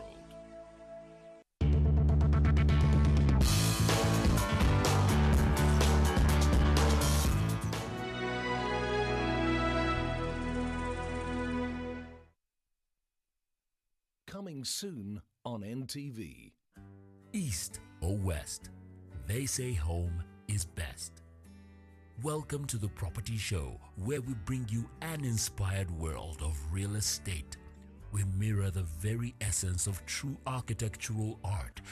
Wander with us about the world's best properties and count down with us the properties of the week. The Property Show brings you beautiful spaces, exquisite construction ideas, easy style interior designing, and we bring you up to date with the industry. It's fresh, it's inspiring, it's The Property Show. Coming soon on NTV. On the next episode, brought to you by... At Orange, we know you want to do more on the internet. That's why we bring you happy hour day and night. On the next episode of Tuwaye. mpulira nti otuukako n'okubeera omu ku baddukanya essomero ate ng'oli muyizi. Kati waliwo munnange omu yayogerako n'omusomesa omu nti nze nina ssente ne banzisa mu kafubo. Student ne banzisa mu kafubo. Ne bangamba nti kati omanyi twagala tufune we tupangisa naye tetulina ssente. Nga nze nzija ninamu emitwalo nga 8. Kandi kati awo tutambula tuweeko 6. Kubanga esooka na banka kasa nti ndi kitundu ku mulimu nga director. Ekyokubiri director student. Oye mukulu Mike Kironde nanyine kutandika Janan Schools mu Uganda. Kulomukaaga luno essaawa 4 ekiro program eri emujoyina okulaba Tuwaye. Nja kubeera naye tomusubwa.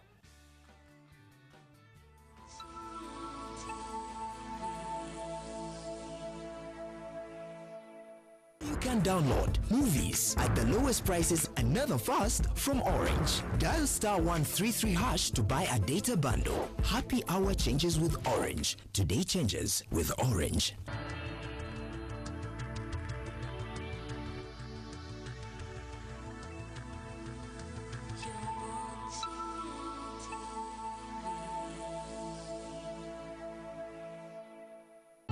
This program is rated PG. It is suitable for children ages 8 and above, but parental guidance is advised as it might contain mild violence and mature situations.